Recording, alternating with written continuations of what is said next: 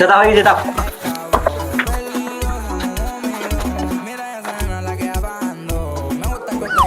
দাদা আমার কথা হলো 50 টাকা দাদা। তাই নেন। খুচরা নেই দাদা, খুচরা দিন দাদা। দাদা খরচা তো আমার কাছে নেই, আপনি একটু দেখেন না, আমার কাছে কোনো খরচা নেই দাদা।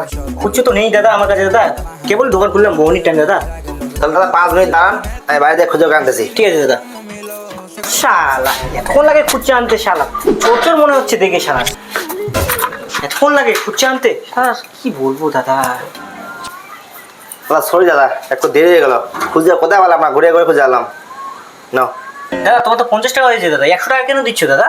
দাদা 50 টাকা আমার আর 50 টাকা ভাইয়ের।